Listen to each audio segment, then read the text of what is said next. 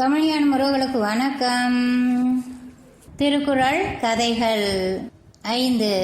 இருள் சேர் இருவினையும் சேரா இறைவன் பொருள் சேர் புகழ் புரிந்தார் மாட்டு. அன்னதானம். ஒரு கோவிலில் அன்னதானம் நடந்து கொண்டு இருந்தது. அன்னதானம் செய்தவர் தன் குடும்பத்தினருடன் சேர்ந்து எல்லோருக்கும் உணவை வழங்கி கொண்டிருந்தார். உணவை வாங்கி சென்று கொண்டிருந்த ஒருவர் ஏதோ வேண்டுதலாம் என்றார். அன்னதானம் செய்தவரின் வேண்டுதல் படைக்க வேண்டுமே என்று பரிதாபப்பட்டு இவர் உணவை வாங்கி கொண்டு போவது போன்ற துணி அவர் குரலில் ஒலித்தது. இன்னொரு நாள் அந்த கோவிலில் அதே போன்று வேறொரு அன்னதானம் நடந்து கொண்டிருந்தது. ஆனால் அன்னதானம் செய்தவரை அங்கே காணோம். கோவில் அர்ச்சகரே சர்க்கரை பொங்கலையும் புளியோதரையையும் பிரசாதமாக வழங்கி கொண்டிருந்தார். பிரசாதத்தை வாங்கி சென்ற ஒருவர், யாருடைய உபயம் இது என்று கேட்டதுக்கு அர்ச்சகர், யாரோ ஒரு புண்ணியவான் என்னிடம் பணம் கொடுத்து புளியோதரையும் சர்க்கரை பொங்கலும் சுவாமிக்கு நெய்வேத்தியம் செய்துவிட்டு பிரசாதத்தை எல்லோருக்கும் கொடுக்க சொல்லிவிட்டு போனார். நிறைய செய்து எல்லோருக்கும் நிறைய கொடுங்கள் என்றும் சொன்னார். அவருக்கு கடவுள் நம்பிக்கை இருக்கிறதா என்பதை எனக்கு தெரியவில்லை. ஏனென்றால் பூஜைக்கு என்னை எதிர்பார்க்காதீர்கள் என்று சொல்லிவிட்டு போனார்.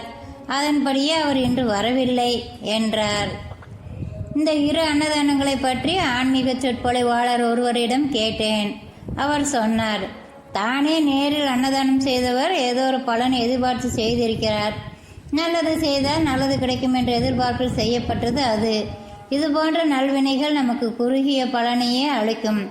நீங்கள் ஒருவருக்கு 1000 ரூபாய் கடனாக கொடுத்தால் அந்த பணம் உங்களுக்கு வட்டியுடன் திரும்ப கிடைக்கலாம். ஒருவேளை கடன் திரும்பி வராமல் போனால் கொடுத்த கடன் திரும்ப வரவில்லையே என்று கவலைப்படுவீர்கள். பலனை எதிர்பார்த்து நல்வினைகளை செய்பவர்களும் தாங்கள் எதிர்பார்த்த பலன் கிடைக்காவிட்டால், இத்தனை நல்ல காரியங்கள் செய்தேனே, அவற்றுக்கு பலன் இல்லையா என்று புலம்புவார்கள். அன்னதானம் வாங்கி சென்றவர்கள் கூட அன்னதானம் செய்தவரை சற்று இலக்காரமாக நினைத்து ஏதோ வேண்டுதலாம் என்று பரிதாபப்பட்டோ எகத்தாளம் செய்தோ பேசினார் பாருங்கள். 2வது அன்னதானம் பலனை எதிர்பாராதது. ஒரு நாள் சிலருக்காவது ஒருவேளை உணவு வழங்க வேண்டும் என்ற உயர்ந்த எண்ணத்தில் விளைந்தது. இதற்காக அவர் பலன் எதையும் எதிர்பார்க்கவில்லை. தான் யார் என்பதையும் காட்டிக்கொள்ளவில்லை.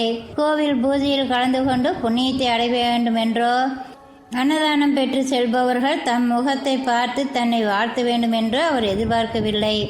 அர்ச்சகர் அவரை பொன்னியவான் என்கிறார். புண்ணியத்தை எதிர்பார்க்காதவருக்கு பொன்னியவான் என்ற பெயர் கிடைக்கிறது. புண்ணியத்தை எதிர்பார்த்து செயல்பட்டவருக்கு பச்சாதாபம் தான் கிடைத்தது. ஒருவர் தீவினைகளை செய்தால் பதிலுக்கு அவர் தீமைகளை அனுபவிக்க வேண்டும், நரகத்துக்கு போக வேண்டும், அல்லது மீண்டும் பிறவி எடுத்து வந்து கஷ்டப்பட வேண்டும். அதுபோல் புண்ணியங்களை எதிர்பார்த்து நற்காரியங்களை செய்தால் அதனால் புண்ணியம் கிடைக்கும். அந்த புண்ணியம் ஒரு விதத்தில் டிராவலர்ஸ் செக் போல, வேறொரு சந்தர்ப்பத்தில் அவை நமக்கு நன்மைகளாக மாறும்.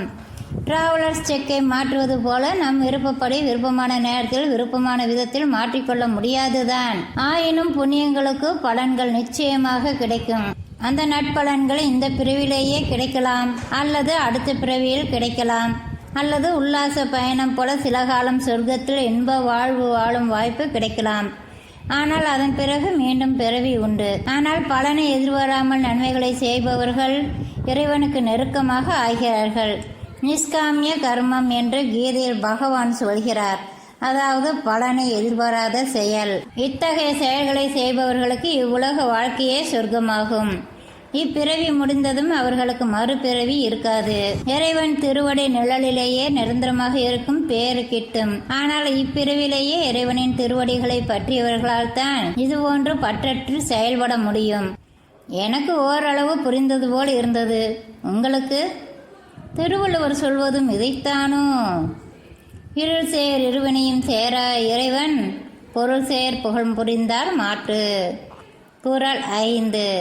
இறைவனின் உண்மையான புகழை உணர்ந்து அதில் ஈடுபடுபவர்களை அறியாமையால் விளையும் இரு வினைகளும் அணுகுவதில்லை. மீண்டும் சந்திப்போம். நன்றி நண்பர்களே.